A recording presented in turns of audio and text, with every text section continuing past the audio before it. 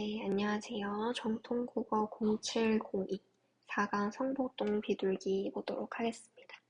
페이지는 16쪽이고요. 자, 한마디 박스 먼저 볼게요. 시인은 비둘기를 통해서 무엇을 보여주고자 했을까?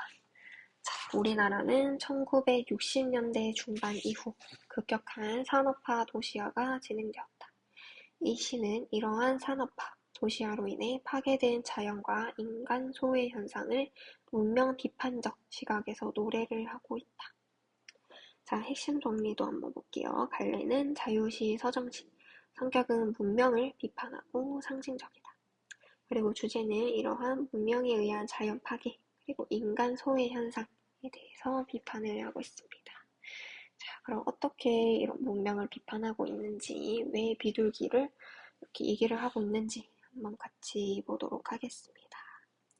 자, 성북동 산에 번지가 새로 생기면서 본래 살던 성북동 비둘기만이 번지가 없어졌다. 자, 그럼 여기에서 번지, 똑같은 단어가 두 가지 나오죠. 그런데 의미가 전혀 다릅니다. 자, 이제 새롭게 생겼다. 이 도시화 산업화가 진행되면서 인간의 삶의 영역, 그러니까 도시를 얘기하는 도시 문명이 새롭게 들어오게 된 겁니다. 그래서 원래 이 자연에서 살던 비둘기들의 번지, 비둘기들의 보금자리, 즉 자연이 대신 없어지게 되었어요. 그래서 지금 이 화자는 이런 인간의 삶, 도시 문명 이런 거에 대해서 비판적으로 생각하고 있기 때문에 이 A 번지에다가 세모, B의 자연을 나타내는 번지에는 동그라미 표시로 해주겠습니다. 자, 새벽부터 돌 깨는 산울림이 떨다가, 자, 돌 깨는 산울림, 돌을 이제 깡깡 깨는 문명, 도시를 만들기 위해서 자연을 이렇게 깨트립니다. 이를 통해서 인간 문명의 폭력성을 보여주고 이 문명 개발 소리, 특히 청각적 심상을 활용해서 얘기를 해주고 있다. 새벽부터 이런 소리에 바들바들 떨다가 가슴에 금이 갔어요. 누구 가슴에? 비둘기 가슴에 금이 간 겁니다. 그래서 이 비둘기가 느꼈을 아픔, 그것을 이 가슴에 찌지직 금이 갔다 라고 우리의 눈에 보이는 그런 시각적 표현으로 나타내주고 있습니다. 그래서 이런 아픈 것, 이거는 보이지 않는 추상적인 개념인데 이렇게 구체적으로 구체화를 시켰다라고 해서 추상적 개념의 구체화라고 얘기를 합니다. 그리고 또 여기에서 비둘기가 가지고 있는 세 가지 의미. 자, 첫 번째는 자연, 그리고 두 번째는 도시 변두리의 소외계층. 이것도 이제 아주 중요합니다. 우리 도시가 생겨나고 운명이 생겨나면서 반대로 그 도시 문명에서 멀어져서 이제 소외당하는 도시 변두리의 약간 빈민 계층들, 이 소외 계층들이 있죠.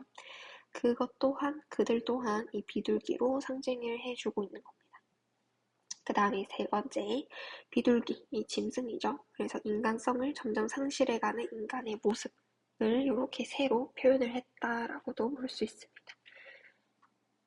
그래도 성북동 비둘기는 하느님의 광장 같은 하면은 지급법이죠. 자, 광장 같은 새파란 아침 하늘에 파랗다 이 색채 이미지. 그러니까 이것도 이 시각적 표현, 심상 나타나고 있는 거죠. 아침 하늘에 성북동 주민에게 축복의 메시지나 전하듯 성북동 하늘을 한 바퀴 휘 돈다. 그래도 이제 이렇게 힘든 상황인데도 비둘기는 축복의 메시지를 전하는 것 같이 이렇게 휘 돈다라고 해서 여전히 인간을 사랑하는 비둘기의 평화로운 모습을 보여주고 있습니다. 자, 그 다음에 성북동 메마른 골짜기에는 자, 골짜기인데 메말랐어요. 이 파괴된 자연을 의미하는 거죠. 조용히 앉아 콩을 하나 찍어 먹을 널찍한 마당은커녕 가는 데마다 채석장 포성이 메아리 쳐서 여기에서도 파괴된 자연, 이 널찍한 마당 이거는 이제 평화로운 자연을 얘기하는 거죠. 그런 시어가 두 개 대조적으로 나타나고 있고 그리고 채석장 포성 이게 돌 깨는 산울림이랑 마찬가지로 인간 문명의 폭력성을 또 마찬가지로 청각적 심상으로 알려주고 있습니다. 자, 메아리 쳐서 피난하듯 지붕에 올라앉아 그래서 삶의 터전을 상실한 비둘기의 모습을 이렇게 마치 피난한 것 같다라고 비유를 해주고 있습니다.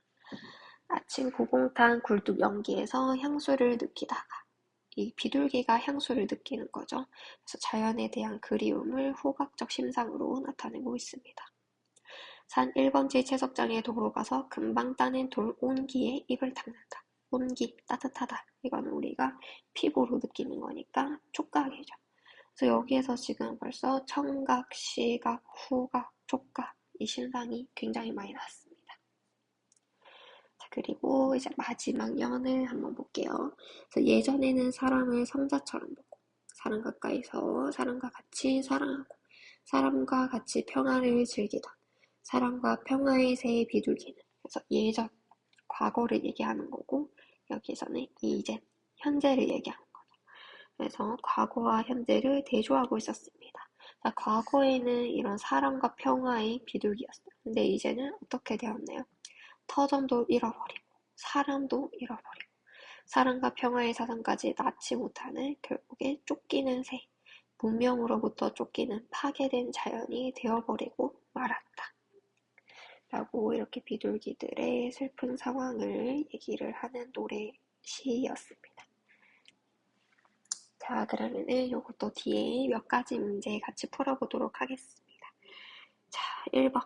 이 시의 화자가 자연을 바라보는 관점으로 알맞은 것.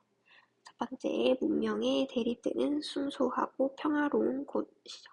그래서 이 화자는 자연을 긍정적으로 바라보고 반면에 문명을 부정적으로 바라본다고 했습니다. 그래서 1번의 답은 4번이 되겠고요. 2번, 이 시에 대한 설명으로 가장 알맞은 것은? 자, 5번이 현대 물질 문명으로 인한 자연 파괴, 그리고 인간성 파괴를 비판하고 있다. 자, 그래서 자연이 파괴되고 있는 상황은 이런 돌 깨는 산울림, 채석장 포성 이런 걸로 잘 보여줬었고요. 특히 소외되고 있는 인간 소외 현상, 이것도 중요하다고 했죠. 이 도시 변두리의 소외 계층, 또 인간성을 상실해가는 모습, 그런 것까지 나타내고 있다고 했습니다. 그래서 2번에는 여기 5번이 답이 되겠고요. 그 다음에 3번이 함축적인 의미가 나머지와 다른 것. 자, 여기에서 이제 보면은 A부터 E까지 쭉 봤을 때, 자, 번지, 돌 깨는 산울림, 채석장 포성, 이것도 채석장, 마찬가지죠. 이것들은 다 문명을 나타내는데, 이 비둘기의 번지, 보금자리, 이것만 자연을 나타내고 있죠. 그래서 3번의 답은 2번이 되겠습니다. 그러면은 뒤에 남은 문제들도 여러분이 한번 각자 풀어보면 좋겠습니다.